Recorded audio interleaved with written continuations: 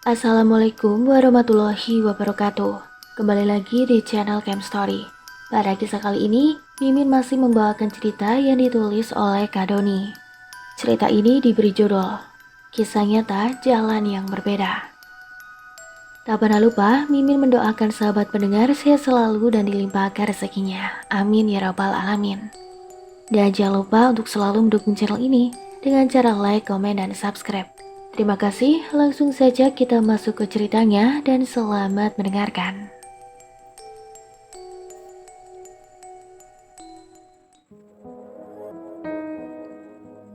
Percaya atau tidak percaya kali ini, namun beberapa penduduk percaya akan adat istiadat yang terjadi di kota ini dan sudah menjadi turun-temurun dan masih dilakukan oleh beberapa orang penduduk pribumi.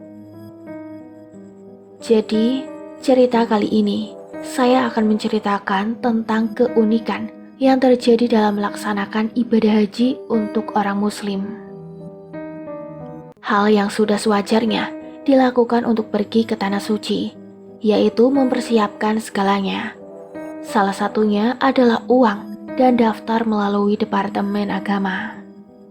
Itu pun tidak bisa langsung berangkat ke tanah suci, tapi harus melewati beberapa persyaratan, dimulai dari pendidikan tentang tata cara, rukun, dan sebagainya.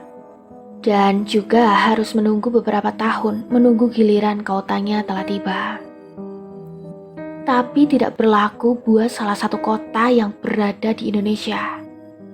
Cerita ini didapat dari orang yang menunaikan ibadah haji, namun tidak melalui Departemen Agama. Unik bukan? Dan inilah kisahnya. Sebut saja namanya Firman. Sekarang umurnya sudah kepala 6. Dia menyatakan kepada para tetangganya telah pulang dari tanah suci selepas melaksanakan sholat di kampungnya. Kamu ini Fir, baru pakai peci putih juga ingin disebut haji. Ucap salah satu tetangganya. Beneran, saya sudah menunaikan ibadah haji. Jawab Firman. Yang jelas jadi haji mah kayak Pak Haji Mustofa, Pir. Daftar dulu ke Departemen Agama, belajar dulu tata cara untuk jadi haji. Ya, rukunya dan juga sebagainya. Itu pun tidak langsung berangkat, harus menunggu dulu. Kamu ini ada-ada saja. Jawab salah satu jamaah masjid. Nih ya, bukannya saya mau mengaku-ngaku udah jadi haji, ataupun mau sombong ke kalian semua. Yang berangkat naik haji tahun ini adalah Pak Yayat kan? Tunggu dia pulang dari tanah suci. Apakah dia bertemu dengan saya dan melaksanakan semua rukun haji dengan saya? Coba saja, ntar tanyain kalau dia sudah pulang dari sana. Jawaban Firman membuat para jamaah masjid termenung, namun tidak langsung percaya.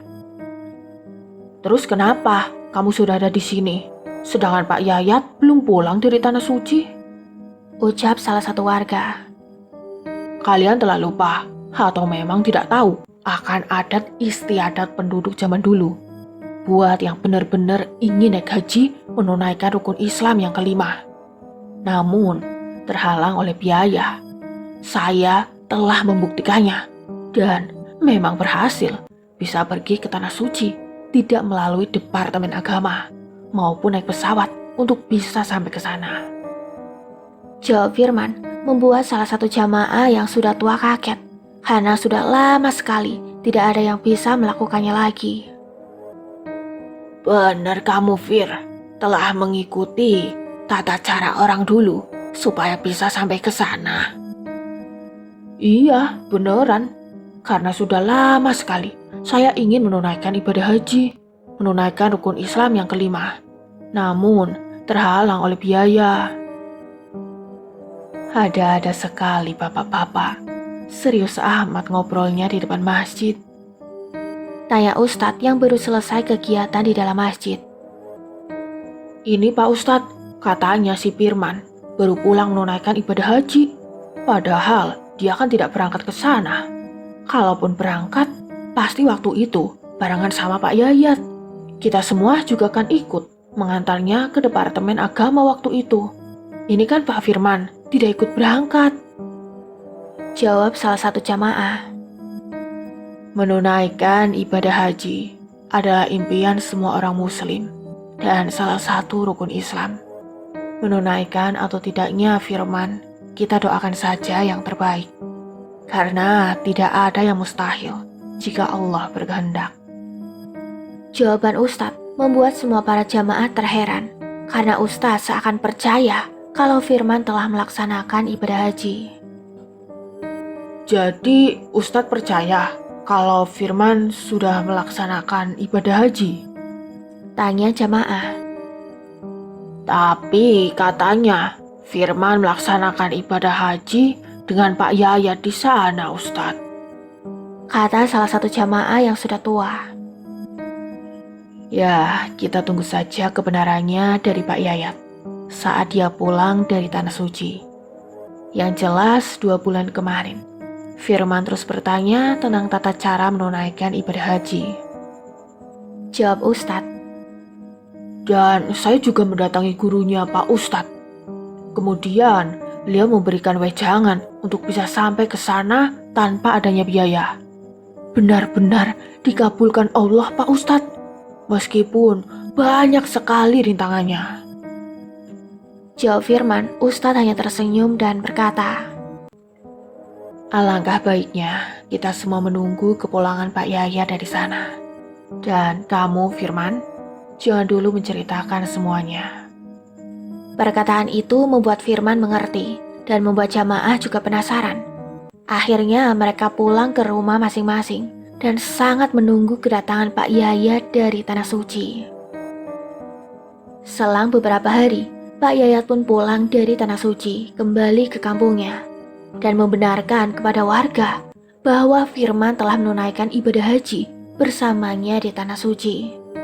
Dan barulah para warga juga percaya dan penasaran akan bagaimana ceritanya dia bisa menunaikan ibadah haji. Alhamdulillah, ternyata engkau telah berhasil menunaikan ibadah haji, meski dengan jalan yang berbeda. Tapi harus ingat, itu semua terjadi atas kehendak Allah. Ucap Pak Ustadz setelah tahu kebenarannya saat Pak Haji Yayat pulang dari Tanah Suci. Jadi gimana ceritanya? Saya dan para jamaah penasaran. Maaf juga ya, kemarin saya sempat tidak percaya. Ujar jamaah setelah menunaikan sholat di masjid kampung tersebut. Sebenarnya ini semua atas pertolongan Allah. Saya telah berusaha mengumpulkan uang sedikit demi sedikit agar bisa menunaikan ibadah haji. Namun, selalu saja uang itu terpakai untuk keperluan keluarga. Jawab Firman yang kini telah menjadi haji dan para warga juga percaya. Tapi saya tidak pernah bosan walau uang itu selalu terpakai. Maka saya memulainya lagi dan lagi. Hingga akhirnya tinggal sedikit lagi uang saya terkumpul untuk syarat berangkat ke Tanah Suci. Namun, Allah berkehendak lain. Adik perempuan saya, rumahnya terkena musibah kebakaran. Ya akhirnya saya tak tega. Uang yang sudah terkumpul diberikan kepadanya dengan hati yang tulus. Walaupun tidak dipungkiri, hati kecil saya menangis karena harus memulai kembali mengumpulkan uang. Jelas Firman lagi. Semua jamaah masjid mendengarkan dengan seksama penjelasan Firman. Saat itu, saya sedang berada di kampung adik saya untuk memberikan bantuan. Azan zuhur berkumandang. Saya bergegas ke masjid untuk menunaikan sholat. Tapi sayangnya, saya tidak bisa berjamaah karena jarak masjid yang cukup jauh dari rumah adik saya yang terkena musibah itu. Setelah sampai, saya pun ambil air wudhu dan langsung melaksanakan sholat. Tapi di rakaat pertama, ada yang menepuk pundak saya dan segera mengganti niat sholat saya sebagai imam. Singkat cerita, sholat pun selesai dan saat menengok ke belakang, ternyata yang menjadi makmum saya seorang pria parubaya dengan wajah taman rupawan, sangat bercahaya aura wajahnya. Tahun ini Kamu akan pergi ke tanah suci untuk menunaikan ibadah haji.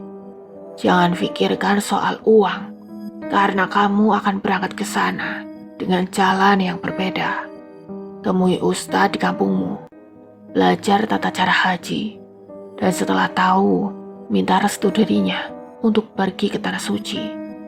Minta padanya untuk diberikan alamat guru ustadz tersebut.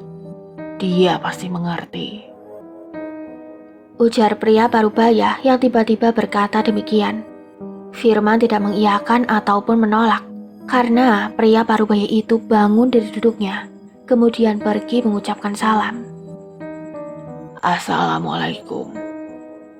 Waalaikumsalam.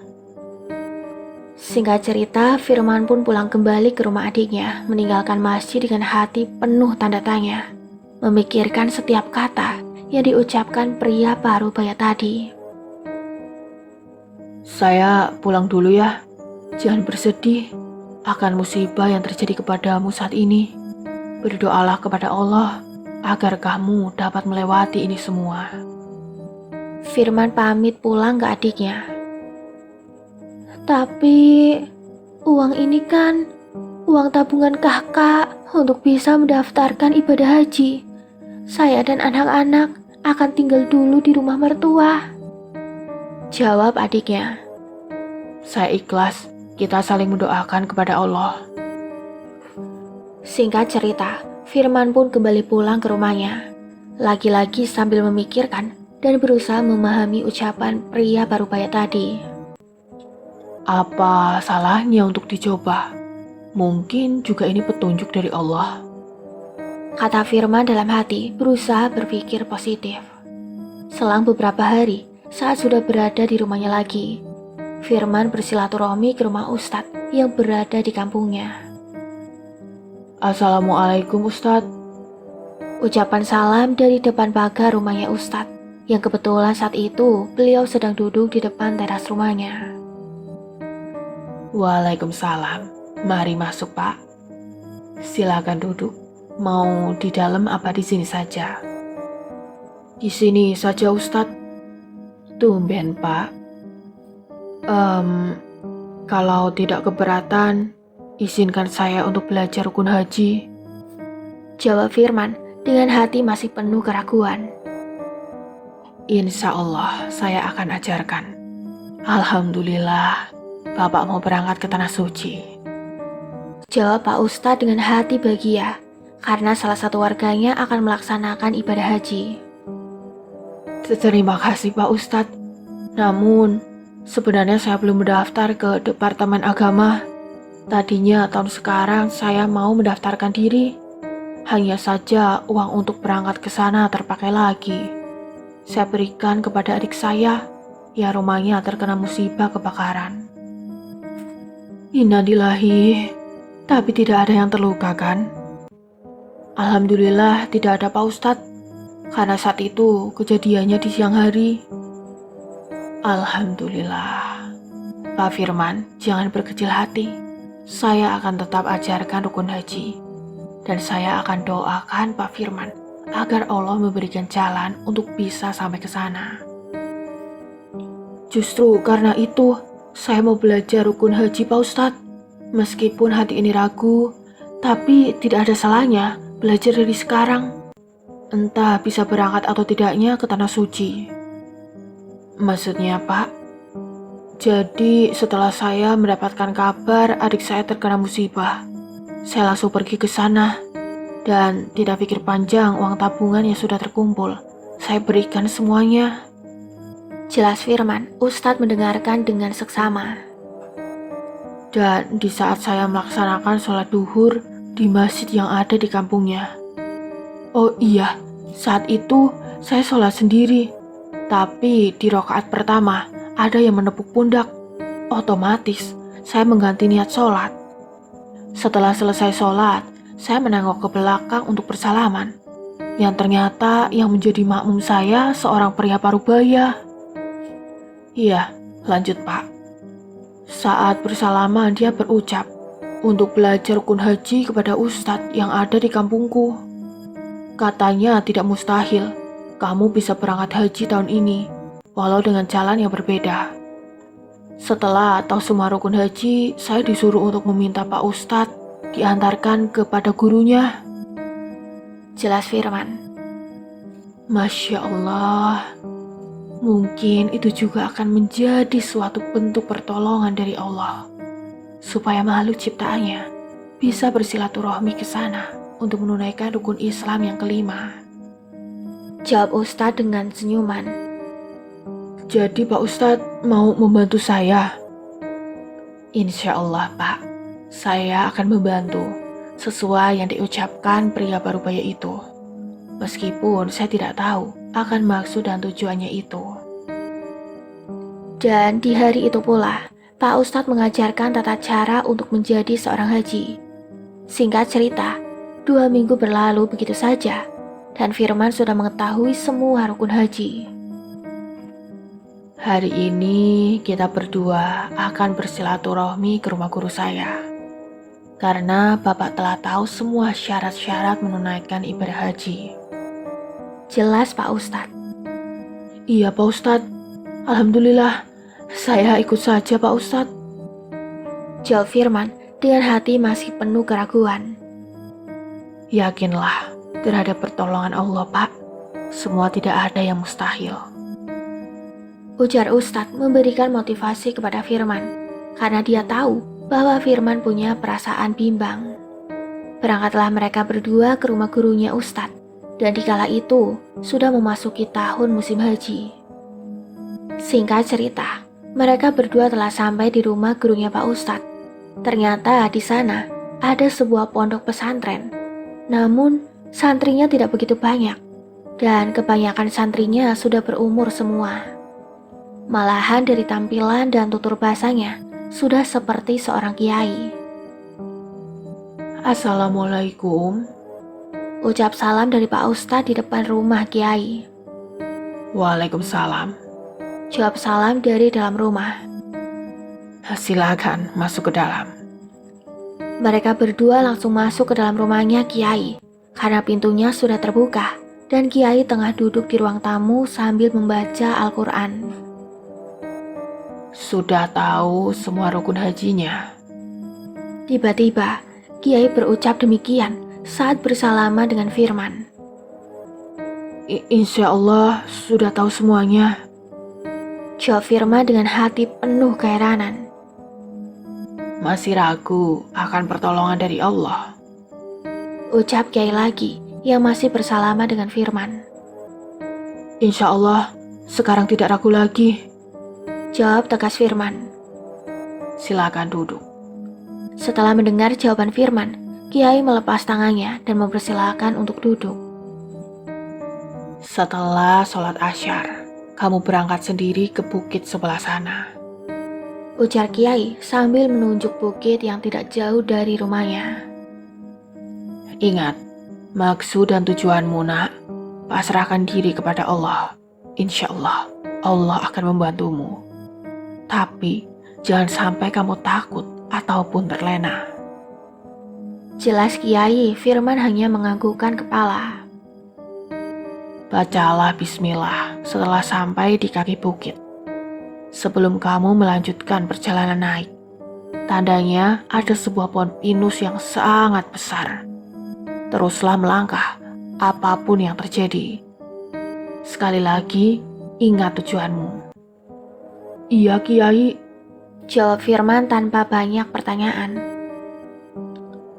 Dia yang bertemu kemarin denganmu nak, insya Allah akan membantumu. Ini kain putih untuk bekal kamu. Hanya itu yang bisa saya jelaskan kepadamu. Ucap Kiai sambil memberikan kain putih. Terima kasih Pak Yai, kata Firman sambil memasukkan kain putih tersebut ke dalam tas selendang yang ia bawa. Singkat cerita, setelah sholat asyar, Firman pamitan kepada Kiai dan Ustadz untuk berangkat ke bukit tersebut sendiri. Doain saya, ucap Firman sambil meneteskan air mata, karena dalam hatinya dia pun tidak tahu akan apa yang terjadi. Hanya menurut semua yang diucapkan, dimulai dari pria parubaya, ustadz dan kiai sepuh. Firman pun melangkahkan kaki ke bukit yang diarahkan oleh kiai. Dan benar saja, saat dia sudah sampai di kaki bukit, ada satu pohon pinus yang sangat besar. Setelah sampai tepat di bawah pohon pinus, dia mengucapkan, "Bismillahirrahmanirrahim." Tanpa menutup mata, pohon pinus berubah menjadi sebuah gerbang masuk di suatu perkampungan. Pohon-pohon yang sangat rimbun seketika berubah menjadi sebuah perkampungan. Bukit itu menghilang, berubah menjadi sebuah perkampungan. Tanpa pikir panjang, Firman pun melangkahkan kakinya melanjutkan perjalanan. Di gerbang masuk untuk bisa sampai ke rumah penduduk, jaraknya kurang lebih 500 meter. Ya Allah, inikah pertolongan jalan darimu? Bisik Firman dalam hati sambil melangkahkan kakinya. Namun, betapa kagetnya dia saat sampai di depan jalan rumah-rumah penduduk. Hampir semua rumah penduduk di sana mau roboh rumahnya. Dan bangunannya terbuat dari kayu. Firman pun baru kali itu melihat jenis atau model rumah seperti itu. Tidak sama dengan bangunan rumah yang berada di kampungnya. Ya Allah, bisik Firman dalam hati sambil menutup mata. Orang-orang yang begitu sepi tiba-tiba menjadi ramai. Semua penduduk kampung tersebut keluar dari dalam rumahnya. Dengan bentuk tubuh yang mengagetkan Firman, karena baru kali itu dia bertemu dengan manusia dengan bentuk tubuh, ada yang kepala dari kerbau, kambing, anjing, babi, harimau. Pokoknya semua jenis hewan menjadi bagian tubuh manusia. Misalnya, salah satunya kepalanya monyet, badan dan tangannya manusia, tapi kakinya monyet. Begitupun sebaliknya, kepalanya manusia, tapi tubuhnya ular. Membuat Firman menghentikan langkahnya sejenak karena bergidik ngeri. Semua makhluk tersebut mengelilingi tubuh Firman. Hei manusia, kamu mau kaya? Ayo ikut denganku, ucap perempuan berbadan ular. Kalau mau sukses, ikut denganku saja, ucap monyet bertubuh manusia. Kalau kamu berjualan ikut denganku, pasti daganganmu laris terus tiap hari, kata kambing hitam bertubuh manusia. Pokoknya semua makhluk yang berada di sana membuat Firman disuruh memilih untuk ikut dengan siapa. Namun Firman hanya terdiam, hingga tubuh Firman ditarik ke sana kemari oleh makhluk-makhluk tersebut.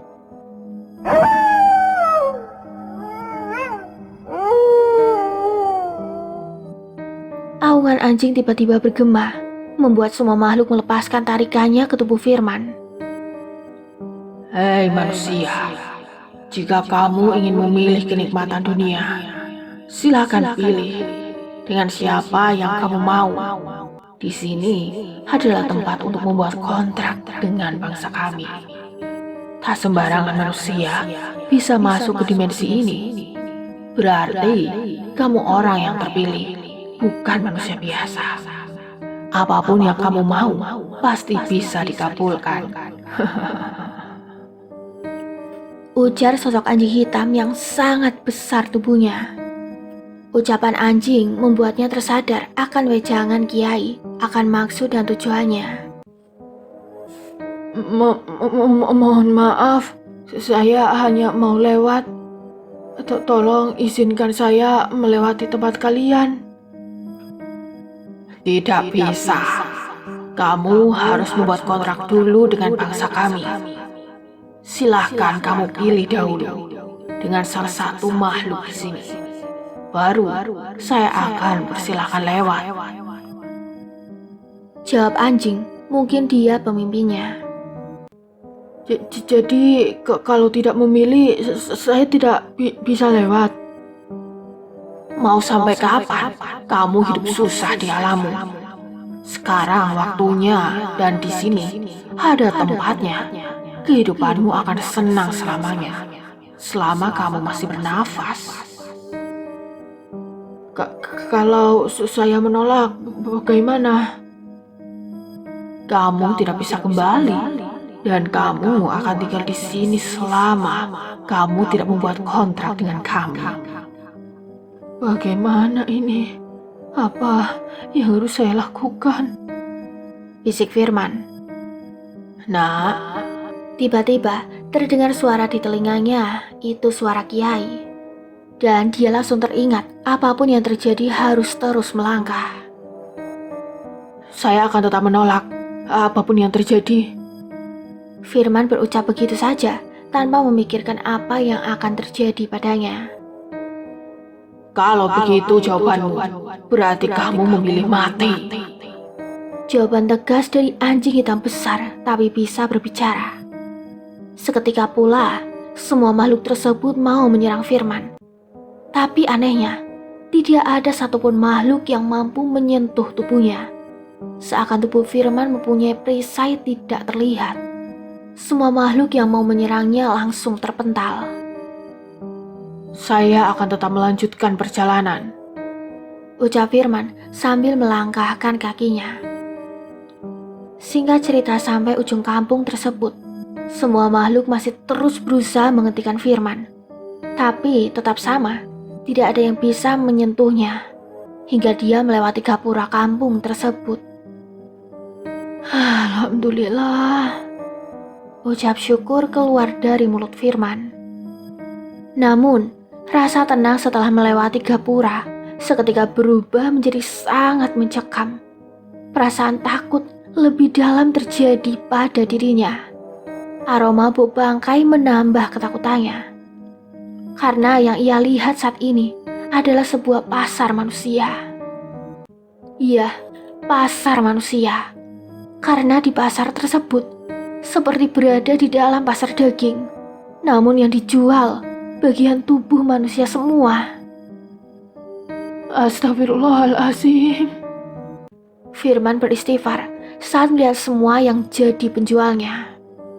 Sosok makhluk yang sangat menyeramkan, tinggi besar, badan dipenuhi bulu hitam semua, kukunya panjang dan hitam.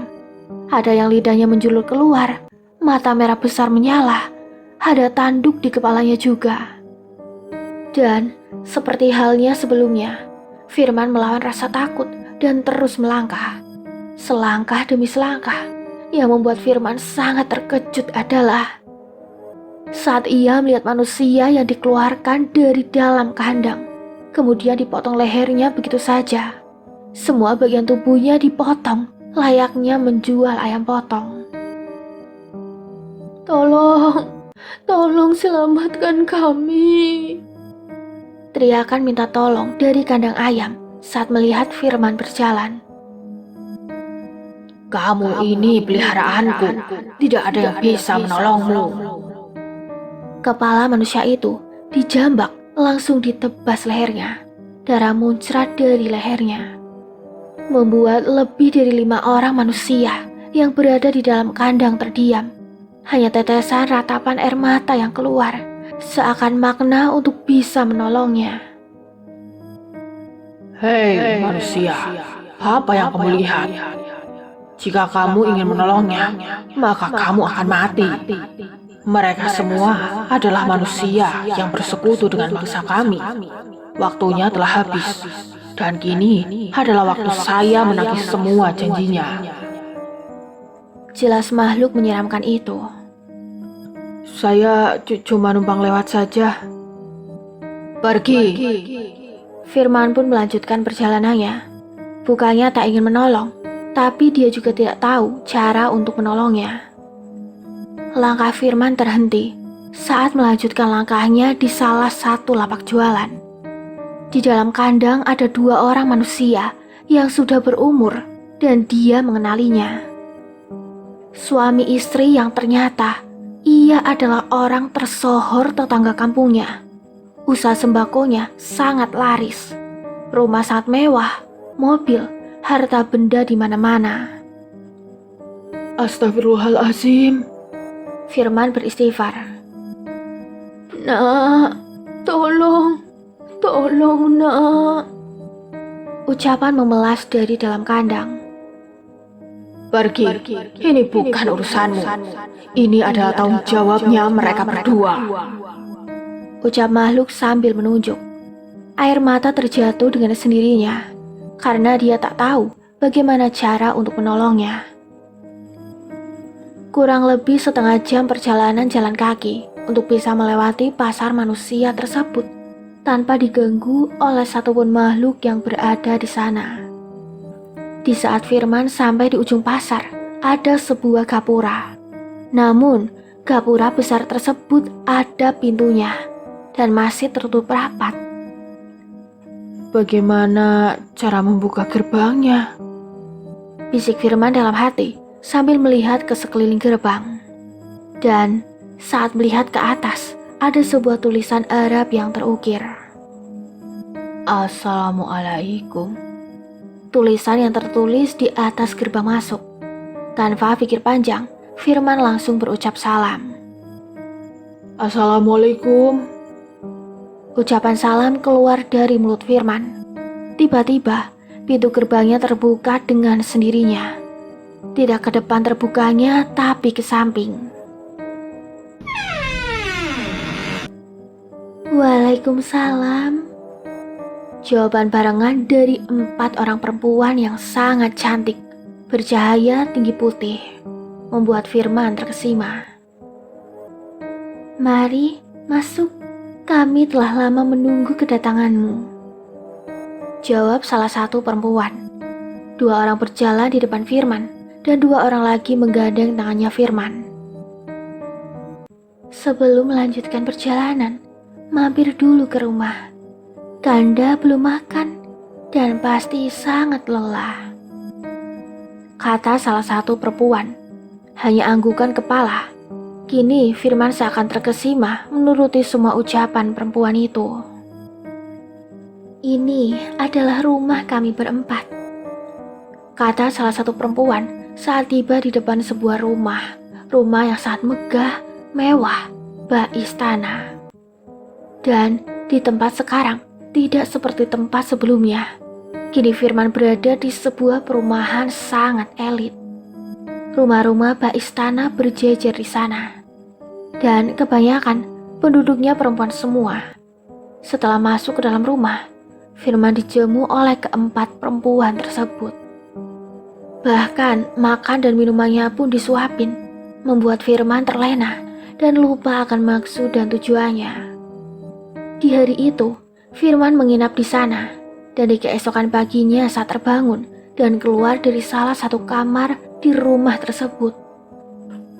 Betapa kagetnya dia, karena setelah membuka pintu kamar, keempat perempuan tersebut sudah menunggu.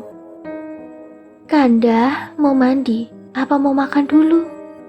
Tanya salah satunya. Saya mau mandi dulu. Ini handuknya. Ayo, saya antarkan ke kamar mandinya. Kata salah satu perempuan lagi sambil menggandeng tangannya Firman. Setelah mandi, dia bersiap untuk makan. Semuanya dilayani dengan baik.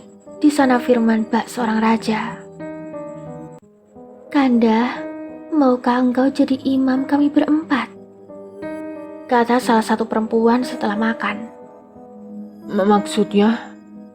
Iya, menjadi suami kita berempat. Jawaban tersebut membuat Firman terdiam. Tapi menikah itu harus melaksanakan rukun nikah atau akad nikah. Iya, kita adakan akad nikah karena orang tua kita juga masih ada. Beneran? Iya, beneran. Kita laksanakan acara pernikahan dengan pesta yang mewah meriah, dihadiri oleh semua penduduk di sini. Kita tidak beda keyakinan, kan?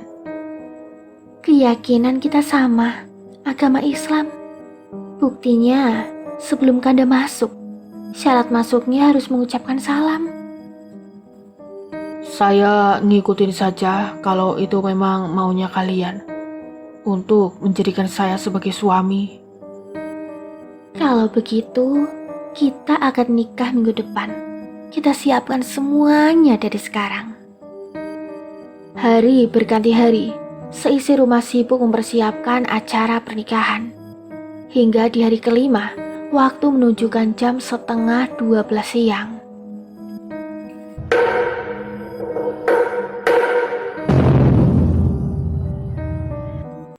Terdengar suara beduk yang ditabuh, menandakan sebentar lagi memasuki waktu sholat duhur.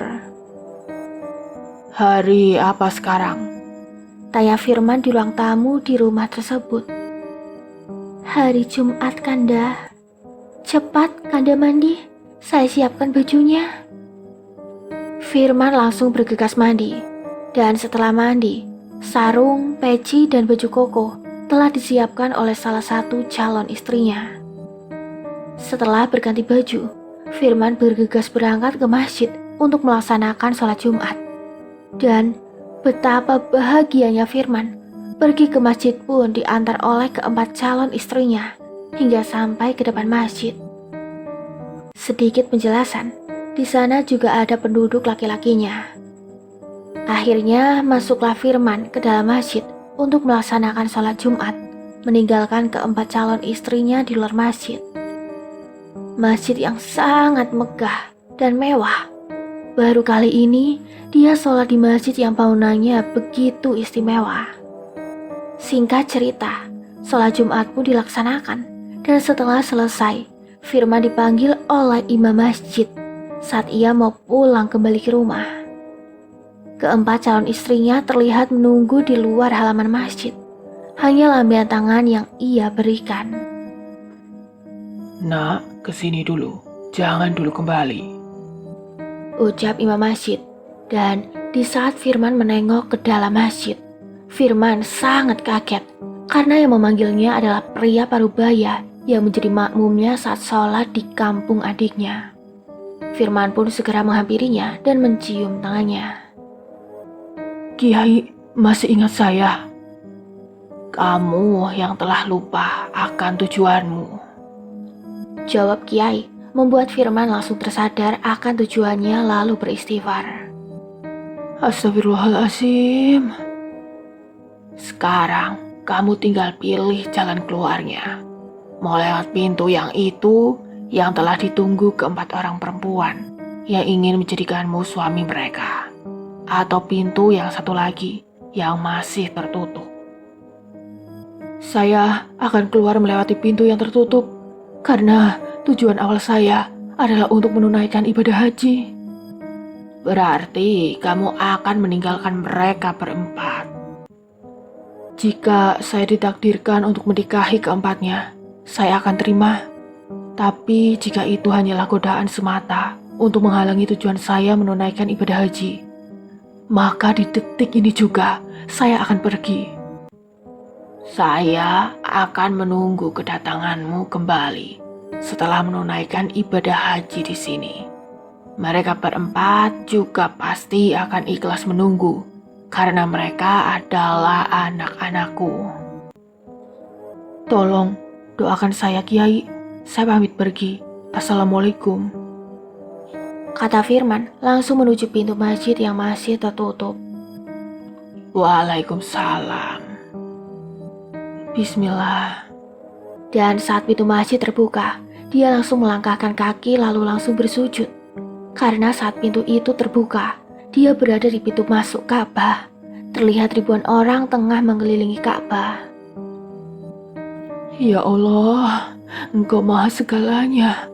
Tidak ada yang mustahil jika Engkau telah berkehendak. Kini, saya bisa menunaikan ibadah haji, meski dengan jalan yang berbeda. Terima kasih banyak ya Allah. Tangisan Firman akhirnya pecah sambil bersujud syukur kepada Allah di depan Ka'bah. Dan singkat cerita, Firman pun langsung melaksanakan semua rukun haji. Dan di saat itu pula, Firman bertemu dengan tetangga kampungnya yang kala itu tengah melaksanakan ibadah haji, namun melalui proses Departemen Agama. Begitu ceritanya, Firman bisa pergi ke Tanah Suci. Terus gimana? Bapak Haji Firman bisa kembali? Apakah Pak Haji jadi menikah dengan mereka berempat? Kini, pembicaraan telah kembali bersama tetangga kampungnya Firman. Mohon maaf, saya tidak bisa menceritakannya. Tapi yang jelas, kini saya telah kembali ke rumah. Dan saya tidak berbohong kalau saya menunaikan ibadah haji. Jelas Haji Firman menutup pembicaraan. Dan kini warga percaya kalau Firman sudah menunaikan ibadah haji. Dengan kesaksian tetangganya sendiri, kisah ini didapat oleh saya sendiri sebagai penulis. Bahwa ikut andil juga ke dalam cerita, dan sekarang saya percaya akan kisahnya. Saat itu tengah liburan lebaran, saya sedang main di salah satu pantai di kota tersebut. Saya tengah duduk di ayunan pinggir pantai. Ayunannya ada 2. Jika kerajaan laut yang ingin kau lihat bukan di sini tempatnya. Tiba-tiba ada seorang kakek tua berucap demikian di samping saya. Memang saat itu tidak dipungkiri, isi dalam hatiku ingin melihat kerajaan tak kasat mata di pantai tersebut, walaupun hanya sebatas ilusi hati yang tengah melamun. Saya langsung berbalik dan memperkenalkan diri. Nama saya Doni Daeng. Sapa salamku. Jangan sebut saya Daeng. Sebut saja saya Haji Firman. Salam kenal Pak Haji. Jika kamu ingin melihat keagungan Allah, di sana tempatnya. Itu pun jika Allah berkehendak, tidak mustahil Allah menunjukkannya. Tiba-tiba Haji Firman berucap demikian, membuatku terdiam. Kemudian beliau menceritakan semua pengalaman yang pernah ia lalui untuk bisa pergi ke Tanah Suci sampai selesai. Saya mendengarkan secara seksama setiap detail alur ceritanya tanpa ada pun kekurangan. Pak Haji, kalau berkenan dan tidak keberatan, bolehkah saya tahu di mana tempat dan daerahnya bukit tersebut? Pinta saya setelah Pak Haji menceritakan semuanya. Kampung A, Desa B, dan Kecamatan D tempatnya. Pak Haji memberikan alamatnya. Sebut saja begitu ya. Insya Allah, kalau ada waktu saya akan bersilaturahmi ke sana. Saya tunggu. Mari nak, saya pergi dulu. Pak Haji bangun dari duduknya, kemudian pergi entah kemana. Saya tunggu. Apa maksudnya? Entahlah. Gumanku dalam hati. Dan saya pun pulang kembali ke kosan, meninggalkan pantai dan mendapatkan sebuah makna yang begitu dalam dari sebuah cerita. Di keesokan harinya, saya iseng buka Google Map di HP. Ternyata alamat yang diberikan Haji Firman memang benar adanya. Setelah sarapan, saya pun pergi ke alamat tersebut menggunakan sepeda motor yang dipinjamkan oleh kawan. Tapi tempat yang dituju, yaitu pondok pesantren Kiai Sepuh, tidak ada. Saya pun beristirahat di salah satu warung di kampung tersebut untuk menanyakannya. Mohon maaf Pak, saya mau bertemu Kiai Sepuh. Di mana rumahnya dan pondok pesantrennya?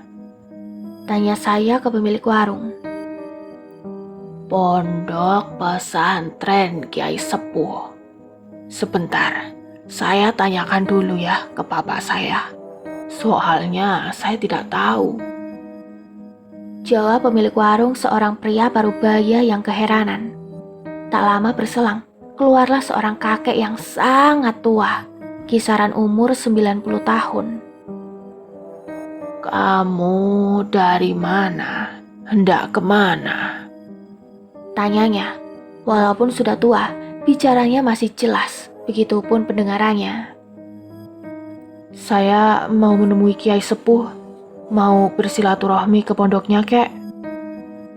Biasanya bisa langsung pergi ke sana. Apakah kamu tidak melihatnya? Ucap kakek sambil menunjuk arah ke barat. Bapak ngomong apa? Itu hanya lahan kosong, Pak. Jawab anak atau pemilik warung yang ikut andil dalam obrolan.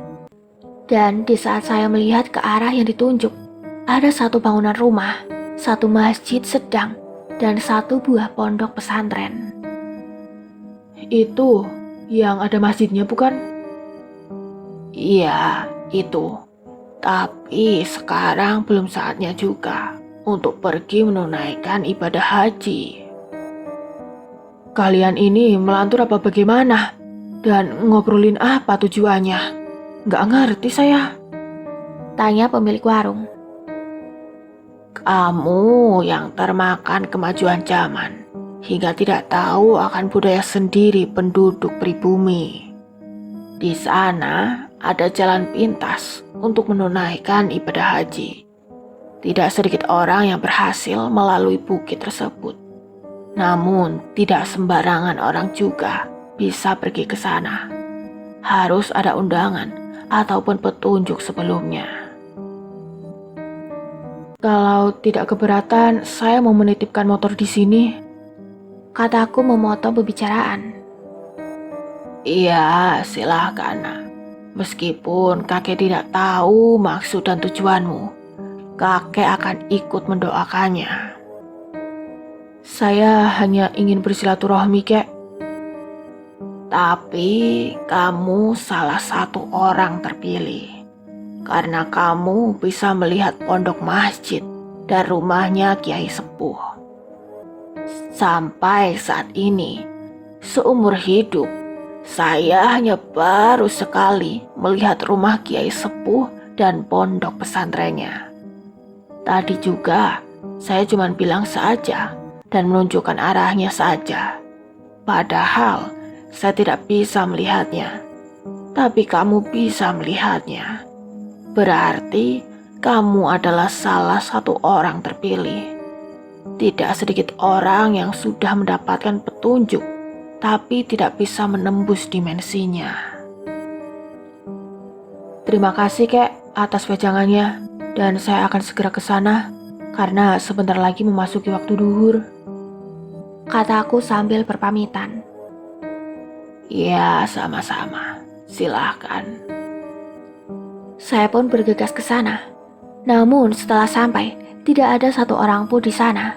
Hanya ada rumah, masjid, dan pondok pesantren.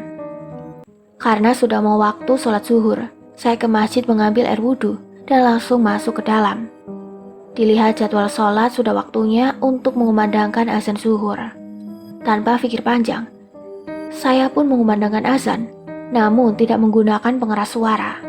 Dan bait demi bait, lantunan azan saya kumandangkan sampai selesai. Namun, belum ada juga orang yang datang untuk sholat berjamaah. Hingga akhirnya, saya sholat sunnah tahiyatul masjid terlebih dahulu.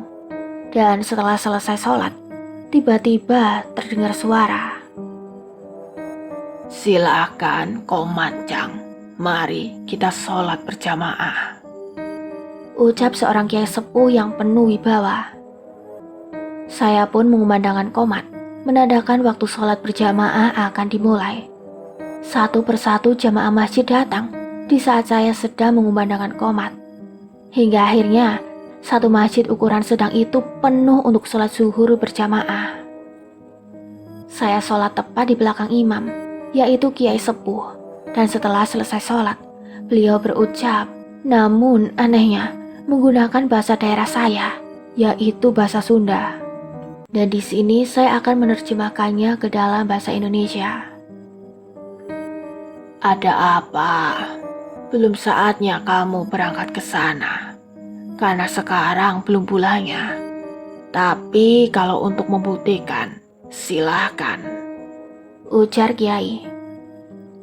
Saya ingin bersilaturahmi dengan Kiai. Jawabku sambil menundukkan kepala.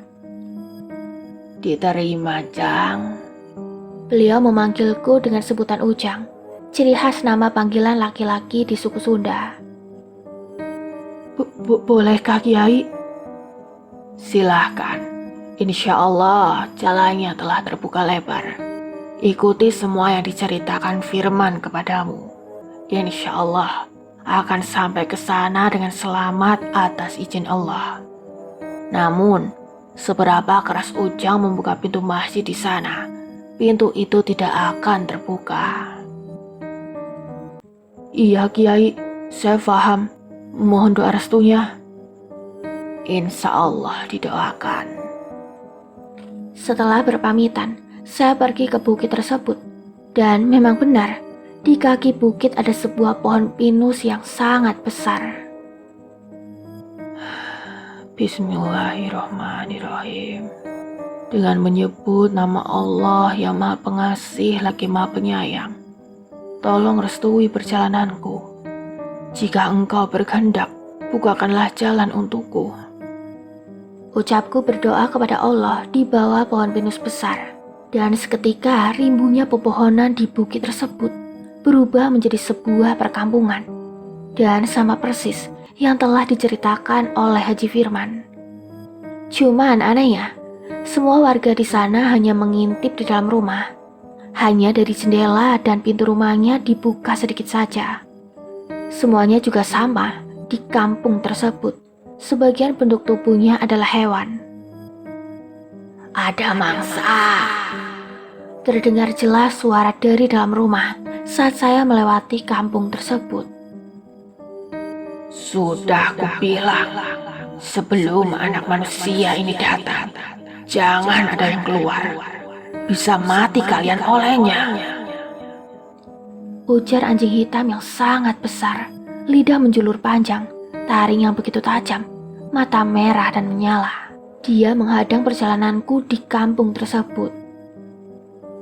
Manusia, jangan mengganggu tempat ini, ataupun sampai menghancurkannya, seperti yang dilakukan oleh kakek dan para leluhurmu. Di dimensi lain banyak yang tahu tentang leluhurmu dan begitupun kamu. Saya tahu bahwa kamu orang yang berbeda. Ada tanda yang terlihat jelas. Kata anjing hitam itu kembali. Saya numpang lewat. Silakan segera pergi dari tempat ini. Di saat saya melewati anjing hitam tersebut, tiba-tiba ada makhluk yang berkepala kambing mau mencerudukku. Kulu nafsi dha'iqatul maut. Semua yang hidup pasti akan meninggal. Ucapku sambil mengepal tangan dan membogem kepala makhluk kambing tersebut. Atas izin Allah, makhluk itu langsung terkapar kejang-kejang lalu tidak sadarkan diri. Bodoh kamu, sudah kubilang, jangan ada yang melawan, lebih baik sembunyi. Ujar anjing hitam. Maafkan kesalahan salah satu penduduk saya. Ujarnya lagi, mungkin anjing itu adalah pemimpinnya. Saya pun terus melangkah tanpa memperdulikannya. Sampai ujung kampung, tidak ada satupun makhluk yang keluar dari dalam rumah, selain anjing dan kambing yang terkapar. Hingga akhirnya saya telah melewati gerbang kampung selanjutnya. Dan memang benar juga, di kampung kali ini adalah sebuah pasar. Tapi tidak ada yang diperjualbelikan, hanya ada lapak dan para penjualnya saja. Dengan tubuh sangat menjijikan dan tidak enak dipandang. Hingga suatu lapak jualan di pasar tersebut, ada sebuah kurungan dari besi, seperti kandang ayam yang kain hitamnya terbuka. Lebih dari 3 orang berada di dalam sana, dengan mulut disumbat oleh kain, sehingga tidak bisa berbicara. Buka kurungannya, lepaskan kain yang menyumbat mulutnya. Ucapku kepada salah satu penjual manusia. Jangan ikut campur urusan kami. Itu adalah kesalahan mereka sendiri yang telah membuat ikatan dengan kami. Kini, saatnya mereka mempertanggungjawabkan perbuatan mereka sendiri. Buka. Tekanku. Dibukalah kandang tersebut dan dibuka pula kain yang menyumbat mulutnya. Tolong saya. Berikan kesempatan kepada saya untuk bertobat kepada Allah. Pinta laki-laki yang berada di dalam kurungan. Lepaskan mereka. Ucapku, dan makhluk tersebut seakan menuruti ucapanku. Terima kasih. Ucapan terima kasih terus menerus kepadaku. Bersyukurlah, dan bertobatlah kepada Allah. Jangan sia-siakan kesempatannya. Dan kemudian, dua laki-laki itu menghilang entah kemana. Yang perempuan mengikutiku. Kenapa? Tanyaku kepada makhluk tersebut yang seakan marah. Hanya diam dengan tatapan sinis. Saya pun melanjutkan perjalanan, hingga akhirnya sampai di ujung pasar tersebut. Dan lagi-lagi, sama persis dengan apa yang diceritakan Haji Firman. Ada pintunya di gerbang masuk kali ini, dan ada tulisan Assalamualaikum juga. Assalamualaikum. Ucapan salam di depan gerbang, kemudian gerbang pun terbuka lebar. Ternyata saya bertemu lagi dengan Haji Firman, dan dia menunggu saya di depan gerbang. Sekarang percayakan akan semua cerita saya. Saya tidak pernah bilang tidak percaya Pak Haji. Mari masuk, kita mampir ke rumahku. Mari. Dan tibalah kita di salah satu rumah yang sangat besar dan mewah. Ini rumah istri saya. Pak Haji jadi menikah? Iya, setelah saya selesai menunaikan ibadah haji di Tanah Suci dan keluar pintu Masjidil Haram, saya kembali lagi ke dalam masjid yang ada di sini. Dan pria parubaya itu masih menunggu saya di depan pintu. Begitupun 4 istri saya masih juga menunggu di luar masjid. Lalu setelah hari pernikahan tiba, saya jadi menikah, dan yang menjadi saksi saya adalah Kiai Sepuh. Bagaimana Pak Haji bisa keluar masuk dimensi ini? Setelah menikah atas izin Allah, saya bisa keluar masuk dimensi ini dan dimensi manusia. Saya juga tidak tahu. Dan memang benar, keempat orang perempuan tersebut begitu cantik. Saya pun disuguhi makan dan minum layaknya seorang tamu. Doni, ayo kita ke masjid. Tidak mustahil juga. Atas kehendak Allah kamu bisa ke Tanah Suci. Ujar Pak Haji setelah makan. Tidak, terima kasih Pak Haji. Belum saatnya saya ke sana, karena sesuatu itu tidak bisa dipaksakan. Apalagi niat saya hanya untuk bersilaturahmi ke Pak Haji. Saya mengerti. Terima kasih atas jamuannya. Saya pamit pulang. Kok buru-buru amat? Kesempatanku hanya untuk bertemu dengan Pak Haji, dan kini telah terlaksanakan. Maka waktuku pun berada di sini telah selesai. Saya mengerti. Terima kasih telah datang. Mari saya antarkan pulang. Tidak usah Pak Haji, saya pulang sendiri saja. Setelah berpamitan, saya pun keluar rumah tersebut. Dan saat berada di luar rumah, kini saya berada di atas bukit. Cahaya sang surya menyinari dunia, terlihat indah saat berada di puncak bukit. Saya pun bergegas melaksanakan sholat subuh. Wudunya menggunakan air botol yang dibawa dalam tas, dan untuk alasnya menggunakan jaket. Setelah selesai sholat dan puas menikmati pemandangan, saya memutuskan untuk turun. Meskipun tidak tahu akan jalurnya, tapi jalan setapak yang berada di puncak bukit membimbing saya turun. Alhamdulillahnya tidak nyasar. Pohon pinus sebagai tanda pula menghilang, begitupun pondok pesantren, masjid, dan rumah kiai juga ikut menghilang. Saya pun kembali lagi ke warung tempat saya menitipkan motor. Permisi, ucapku saat tiba di depan warung. Alhamdulillah, Pak, orang yang kemarin telah kembali. Ujar pemilik warung sambil berteriak memanggil bapaknya.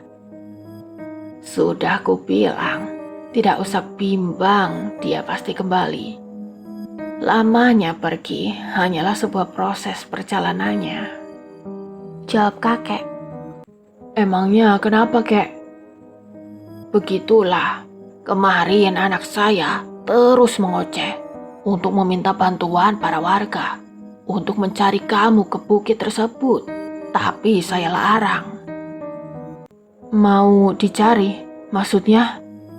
Tanyaku heran, karena pikirku hanya semalam saja. Kamu sudah 7 hari pergi ke sana. Jawabnya, saya pun teringat akan handphone, lalu melihat tanggal dan hari. Benar saja, saya telah melakukan perjalanan selama 7 hari. Namun yang saya rasakan saat perjalanan hanyalah beberapa jam saja. Saya pamit pulang dulu ya. Ini ada sedikit uang. Terima kasih karena telah menitipkan motor di sini. Ucapku sambil memberikan selembar uang. Tidak usah, kita ikhlas kok. Jawab pemilik warung dan cerita pun selesai. Demikian akhir kisah ini. Semoga dapat menjadi pembelajaran untuk sahabat pendengar. Mohon maaf atas segala kekurangan. Terima kasih banyak atas doa dan support sahabat pendengar KM Story. Semoga sehat selalu dan lancar rezekinya. Amin ya robbal alamin. Tunggu kisah lainnya di video selanjutnya. Mimin pamit undur diri. Wassalamualaikum warahmatullahi wabarakatuh.